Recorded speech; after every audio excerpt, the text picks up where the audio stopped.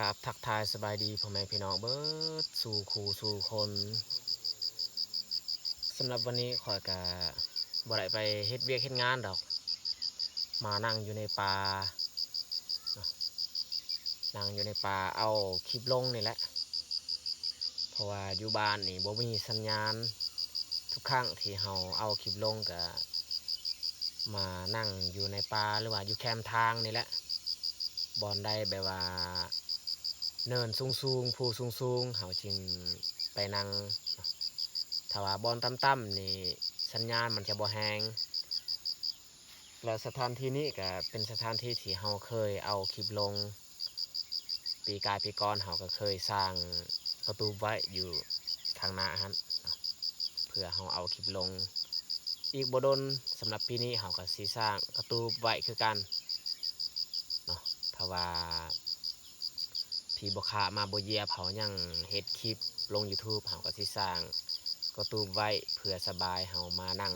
สนแดดสนฝนเวลาไปเอาคลิปลงเนาะ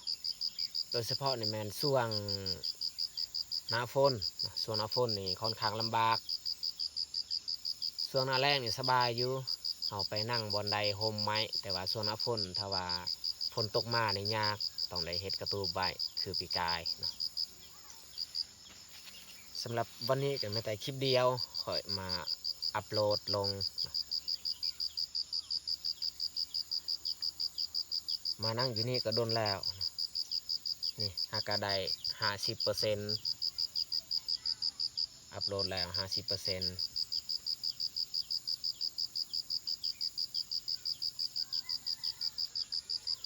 แล้วสำหรับคลิปนี้ก็บ่มียังมากมายเนาะสิมาแจ้งให้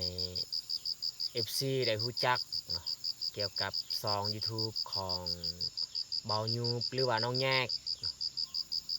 เพราะว่ามี FC บางคนก็ถามหาหรือว่าถามมาในซองของค่อยเนาะเพราะว่าเป็นยังเบายูบคือบ่เฮ็ดคลิปลงในซองเนาะแล้วบางคนก็ว่าคิดฮอดน้องแยกบ่ได้เอาคลิปลงเนาะโอเคเฮาสิตอบประเด็นของเบายูบก่อนเนาะในซองของเบายูบสำหรับซอง YouTube ของเบายูบนี่บ่สามารถเปิดสร้างรายได้แล้วเนาะเฮ็ดไปก็7-8 เดือนแต่ว่าบ่สามารถเอาเงินได้เนาะเงินสะสมนี่ก็มีอยู่หั่น100ปลายเหรียญแล้วแต่ว่าเอาบ่ได้เพราะว่าพินบ่ได้รับพินจาก YouTube บ่ได้รับแล้วตอนนี้นี่อ่าถึงว่าเราได้รับพินก็แล้วเราบ่สามารถยืนยันเพราะว่าครั้งก่อนหั่นขอยืนยัน3 ครั้งแล้วเบายูบลงไปเอาครั้งก่อนหั่นมันถึกอยู่พินของซองน้องแง่คันมายืนยันก็เลยมันผิดเรายืนยัน3 ครั้งแล้วถือว่าหมดสิทธิ์ผู้ดีเฮาก็ลองหาวิธีแบบว่าอันนั้นยืนยันด้วยบัตรประชาชนหรือว่าบัตรขับขี่แต่ก็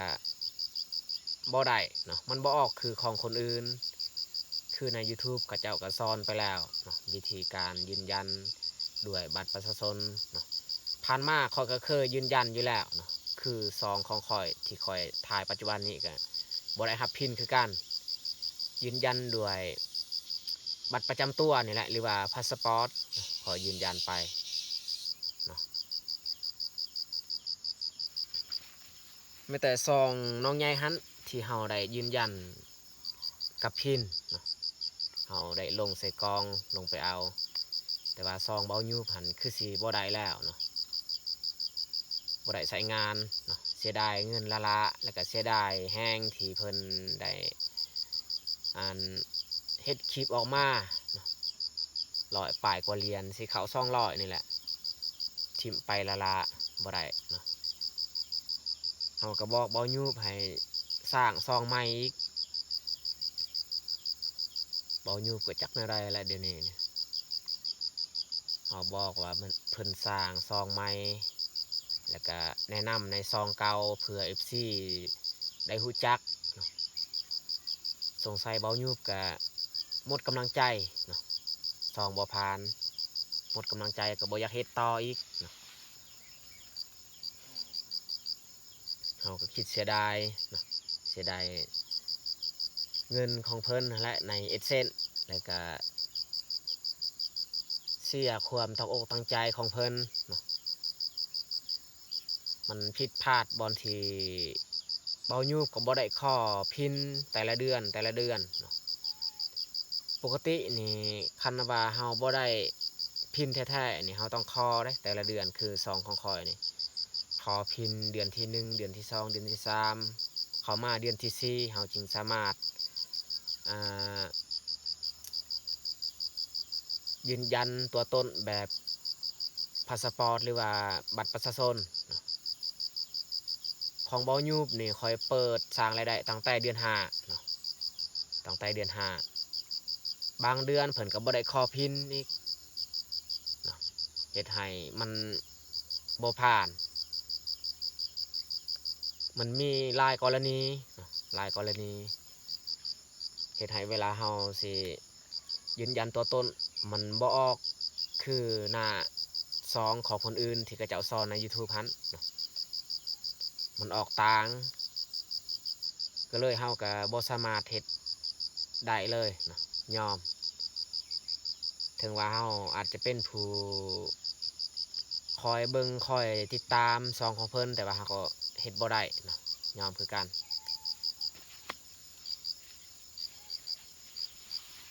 ก็เฮ็ดมา YouTube เนี่ยก็หลายปีแล้วเนาะแล้วก็ประสบการณ์ก็ค่อนข้างหลายแล้วคือซองของ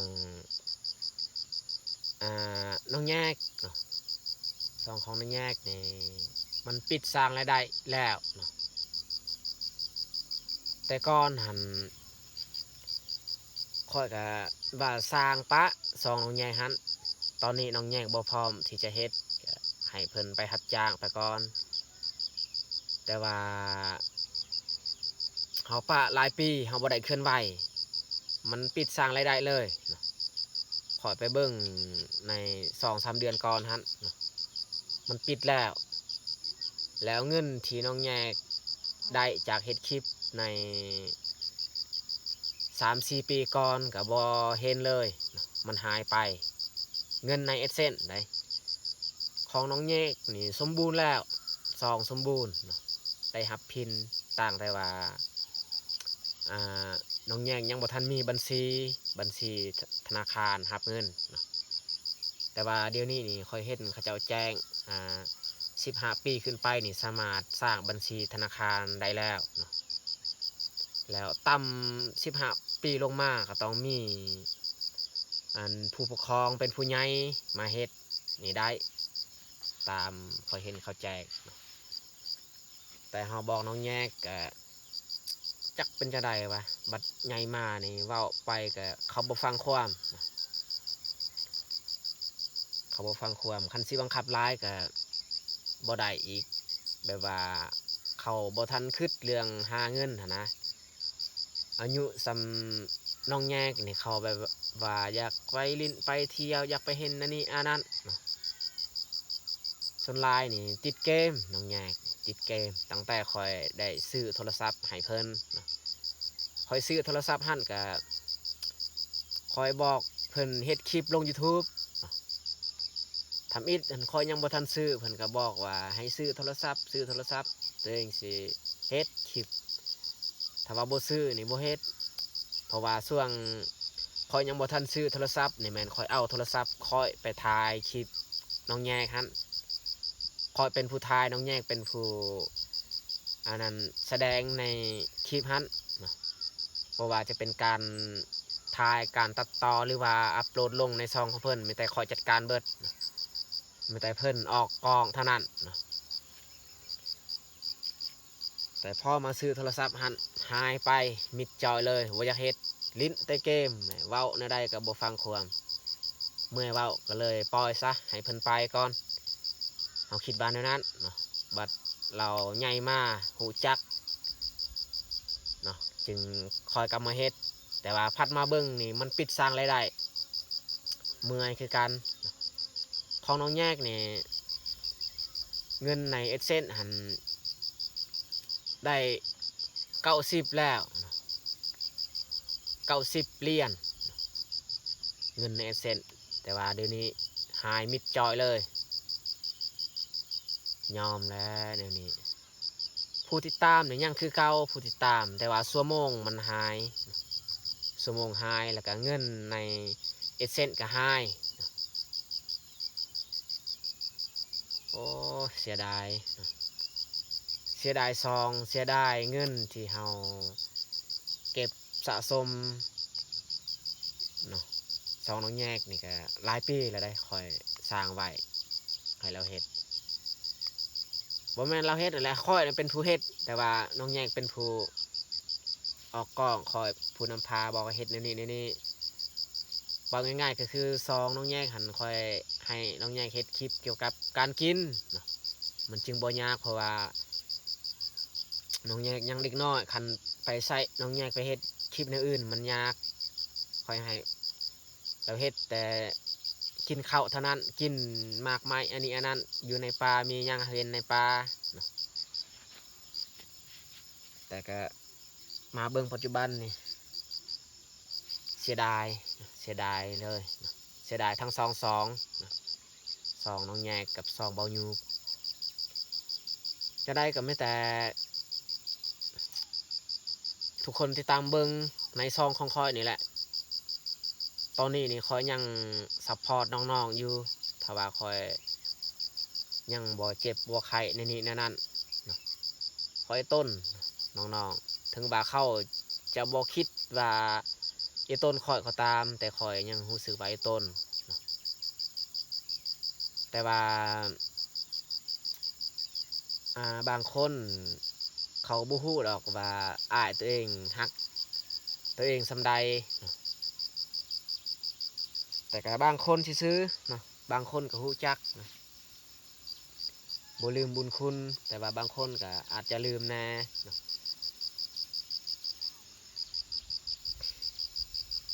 ผู้บอกผู้สอนก็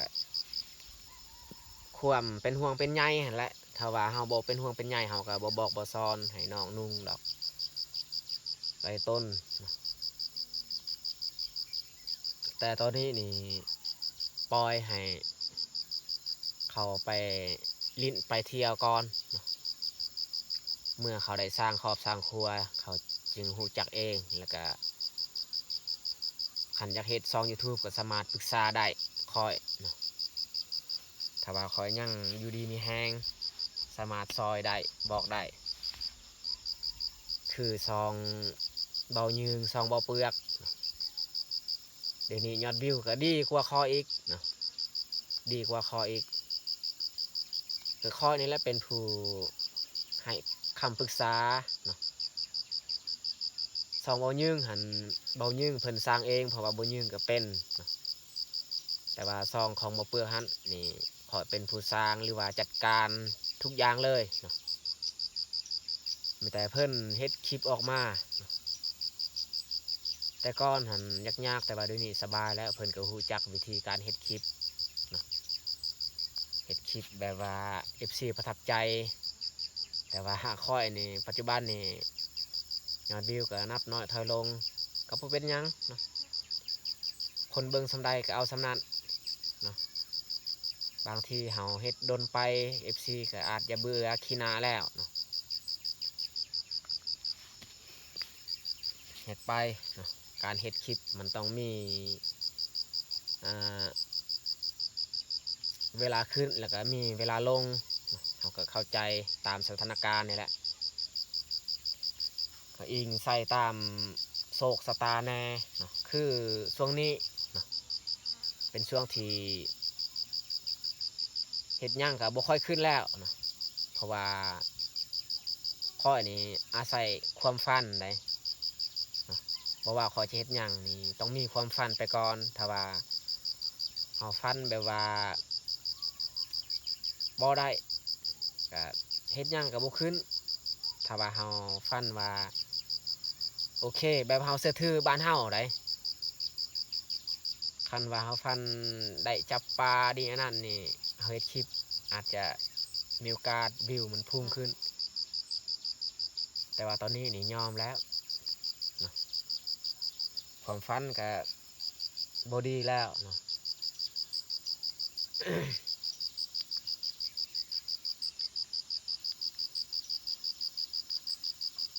บางคนก็อาจจะบ่เชื่อดอกเนาะบ่เชื่อดอกเรื่อง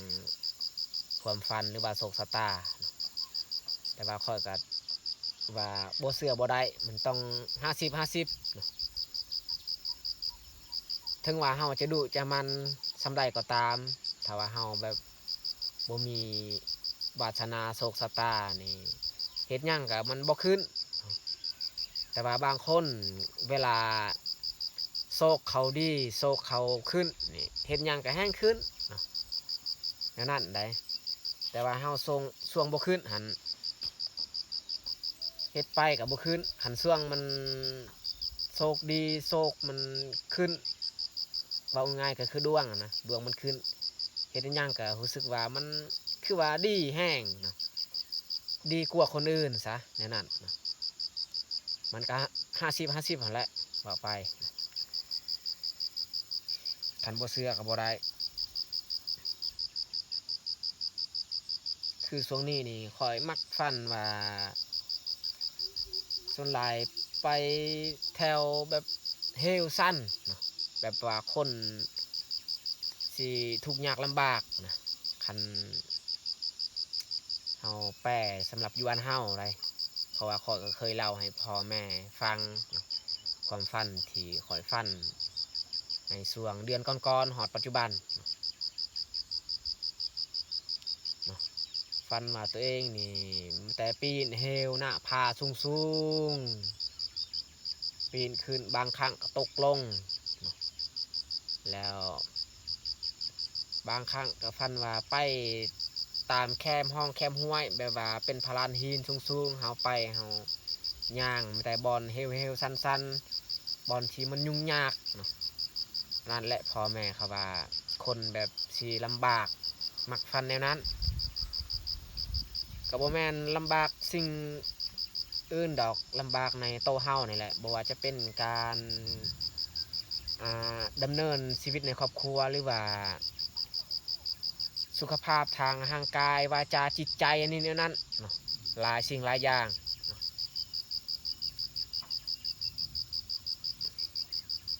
มันต้องฟันในนั้นคันว่าเฮาลำบากไปแต่ว่าช่วงนี้ก็เฮ็ดหยังก็คือสิบ่ขึ้นดอกข่อยเอาไม่แต่เฮาสิเว้าสำนีไปก่อนเนาะถ้าว่า FC ท่านใดที่ยังมักยังชอบผลงานการเฮ็ดคลิปของข้อยก็สามารถติดตามเบิ่งติดตามชมได้แบบยาวๆตราบใดที่ข้อยยังมีชีวิตอยู่ถ้าว่าวันใดข้อยบ่ไหวแล้วเนาะเฮ็ดคลิปบ่ไหวก็อาจจะหายไปเนาะจังไดก็ต้องขอขอบอกขอบใจ FC ทุกๆคนที่คอยซัพพอร์ตมาตลอดตั้งแต่ข้อยเริ่มเฮ็ดคลิปเนาะ4-5 ปีที่แล้วตั้งแต่ข้อยยังเรียนอยู่เวียดพุ่นแหละจนมาอยู่ปัจจุบันเนาะจังไดก็ขอขอบอกขอบใจหรือว่าขอบคุณมากๆเด้อ FC หมดทุกคนเนาะแล้วข้อยก็บ่มีหยังสิตอบแทนมีแต่สิส่งคำขอบอกขอบใจหรือว่าคำอวยพรแล้วสุดท้ายนี้นี่อยากใส่พรให้ FC หมดทุกคนจงมีสุขภาพแข็งแรงอย่าเจ็บอย่าจนเฮ็ดหยังก็ขอให้เจริญก้าวหน้าปรารถนาสิ่งใดก็ขอให้สมหวังทุกประการเนาะแล้วที่สำคัญก็ขอให้อยู่เทิงบนโลกใบนี้ก็ขอให้มีความสุขตลอดชีวิตนะจะได้ก็ขอขอบใจหลายๆ บายบายพอกันคลิปต่อไป